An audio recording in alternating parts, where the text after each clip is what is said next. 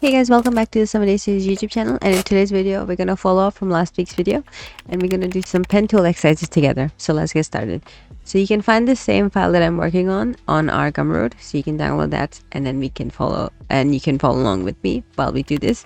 There are 5 total exercises and the difficulty starts to increase a bit as we go from one exercise to the other. You can use these simple rules, but this is just a way for you to get more comfortable with it.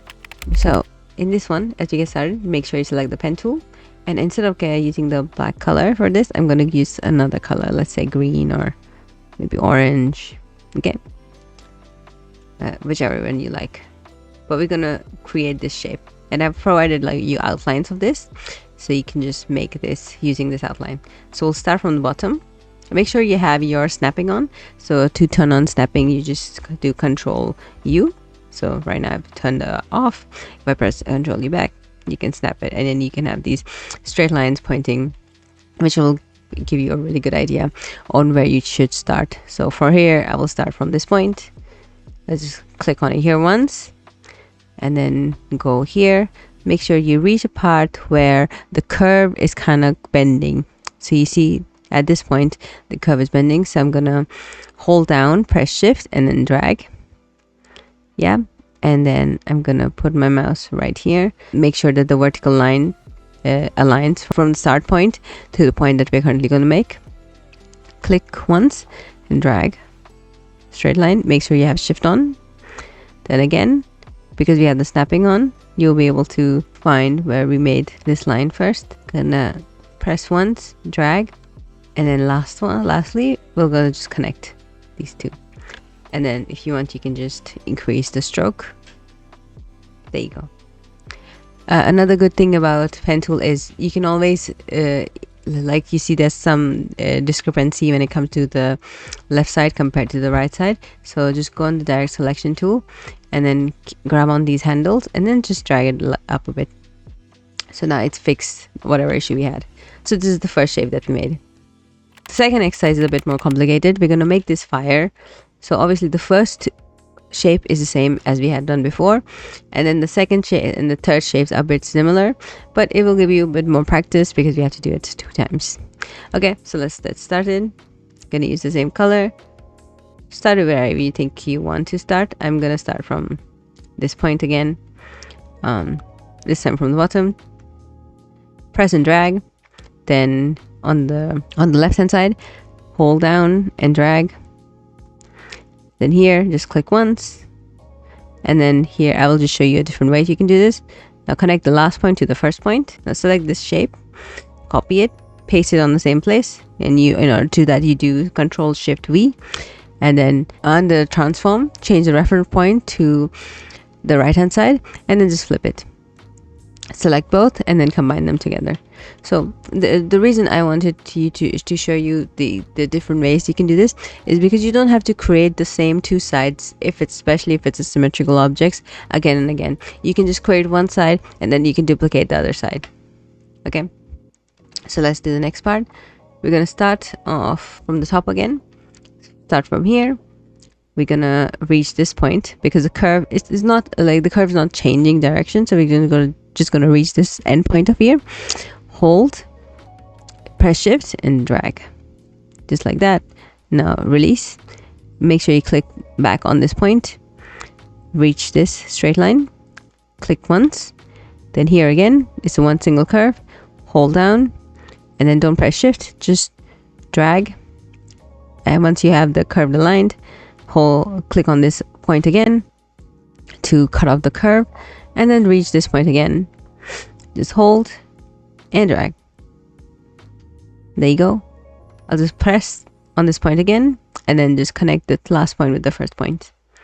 And then again, as we did this previously, copy and paste on the same point, and then change the reference point to the left hand side and then flip it. Sorry if you have any issues with me understanding. I'm a bit sick. Select both the shapes. Use the shape builder tool to just connect them together. What I will also say in this one is select the shape. Because it's a stroke, you can change the corner from a sharp corner to a rounded corner. Gets rid of the extremely long endpoints. The second one is a bit bigger shape, but it's the same shape. So just start with the top, click once, reach the end point of the first curve, hold and drag, make sure you press shift. There you go, 1 point done. Click on that point again, so we are back to a straight line. Click on this end point again, it's just a straight line again, but it's a bit diagonal. Then the curve, hold your left mouse key and then drag. Connect your curves. Make sure you're using the dashed line as the reference point. Click on this point again, so we're back from curve to straight line. And then again, hold on this line once again and then drag. We have created the second curve. Then again, press on the second point again, create a straight line again, diagonally that we had done before, and then reach this end point of your shape. Just press hold down the left mouse and then drag the shape again. Make sure you're using the dash line below to get the shapes right. And then finally click on this point again and then connect this point with the starting point with the straight line. Copy and paste it on the same place. Select the correct reference point, which is the left hand side, and then flip it horizontally.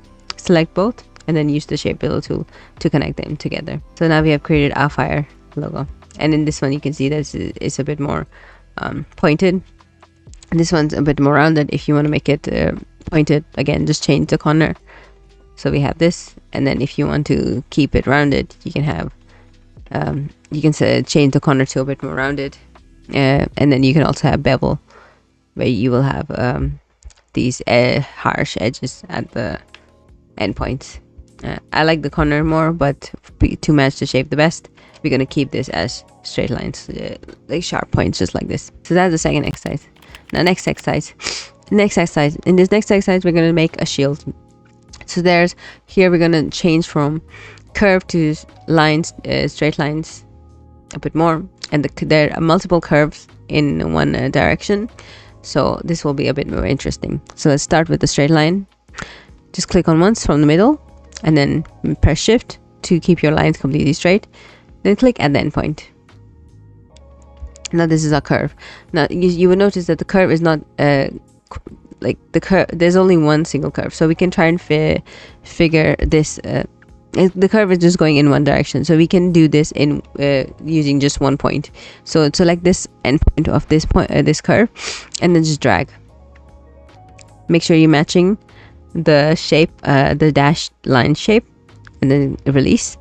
Click on this anchor point again. So now we change from curve to a corner, and again we have a slight curve, so just click on this endpoint once and then drag. There you go, we have made the second curve. Now again click on this, and now this is multiple curves in this. So in here you need to remember that all you need to do is change a point where the curve direction is changing. So we'll start with one curve here in the middle. Just drag, make sure you're pressing shift. Okay, then here we will go at this point. Well, you see this curve is going up, and then it's going to change direction to go down. So we're going to reach the point where it reaches the top point of the upper direction of the curve, so something like this. Okay, and then now it's going down again, so we will figure out the curve changes direction.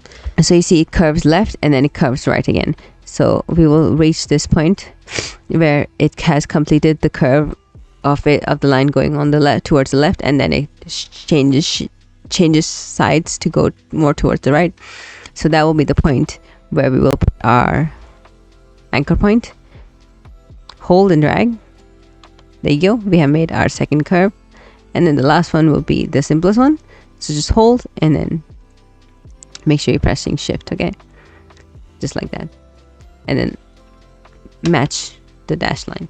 In this one, another thing that is always useful is you can always go to the direct selection tool and select the points where you have made mistakes. Okay, if you are a complete beginner, I would very recommend here that you go back and do the same shape again, but in this case I will let you do that on your own. And I'm going to connect this shape again. I will make a duplicate and then make them one shape using the shape builder tool. Now in this one, there are multiple parts, so we'll do that one by one, okay? So I want you to not worry, you don't panic and think that you have to make this whole shape in using just one line. You can do this in multiple parts, okay? So we'll do the parts which are symmetrical first, which is this pear and then the inside part. So let's start with this dip here. Click once, and then you see there's a curve immediately. So we will put the curve where the direction is changing, as I have told you before, and then create that curve over there. So just as like a slight mini curve before we have this whole direction going downwards.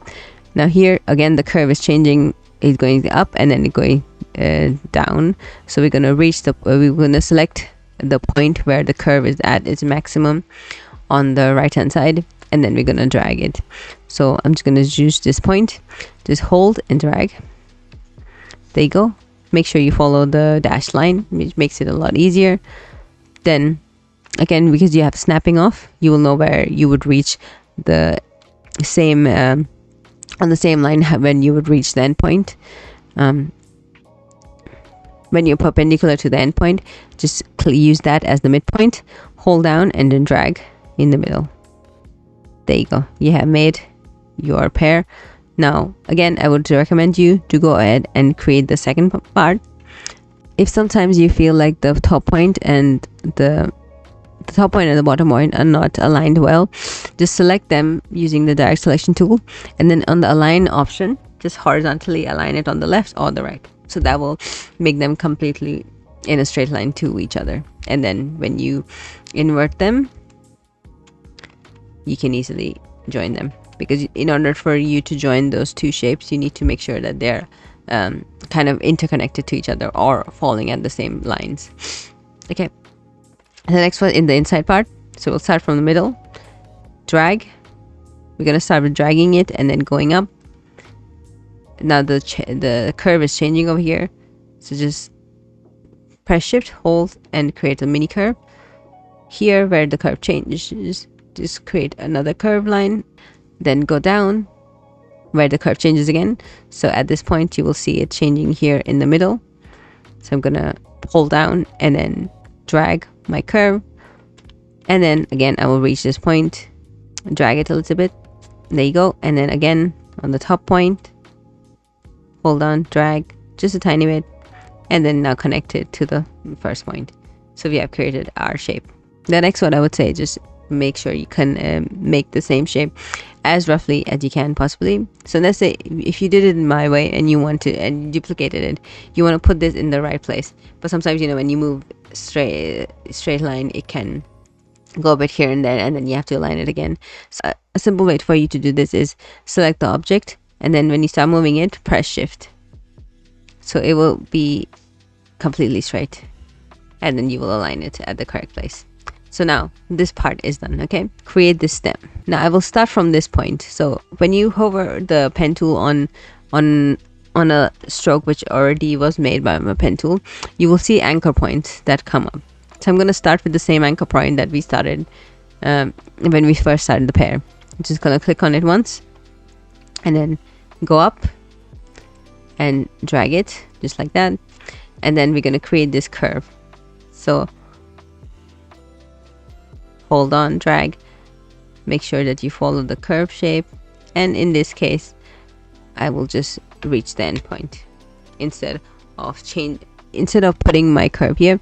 I know because this point is already ending, it will be smooth regardless. In order to make this look like a part of the leaf, I'm gonna take the stroke tool and then just make it thin at the end. Now the next part is the leaf. I'm gonna again use the pen tool and start from the point which is already on the previous stroke. So just click on it once, you will have this green line come up, or the color of the stroke line. So start from this point. I'm gonna reach this point where my curve changes. You can extend your curve a lot more when it comes to a curve that ends abruptly here compared to a curve that doesn't end abruptly here.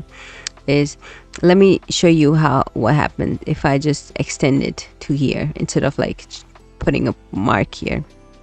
I put your curve here, now you extend it to match the dashed line, and then you'll notice that the next curve is really weird.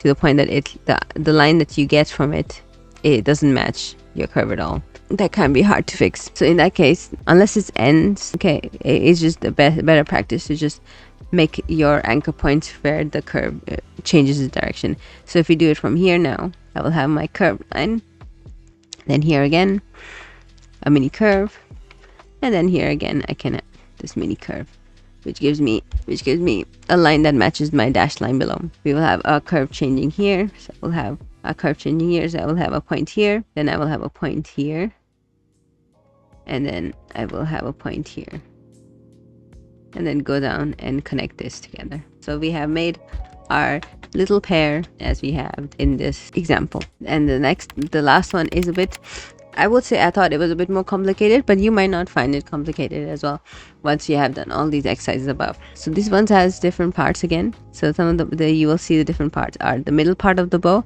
then the two side parts, and then the remaining ribbon. Again, I'm going to start from the middle. In this case, this is a bit more free form, so you don't have to worry too much. You just need to make sure that whenever the curved side changes, you just make sure that you put an anchor point around there, and then just keep your anchor point smaller so it doesn't affect your shape too much, because here the shape is changing much more drastically than the previous points that we had created. So we have created the middle part, so the next part will be the side ones. So what I will do is start from the line, following the line which already exists, and then create my point on it. Again, this is just one curve going in one direction. So I'm gonna click on this point and then drag it. And then now I can cut the curve here by pressing on this anchor point. Again, the same thing, drag it, and then I cut the curve here. And then last one again, drag it, and then I'll cut the curve here. Okay, so we have made one direction.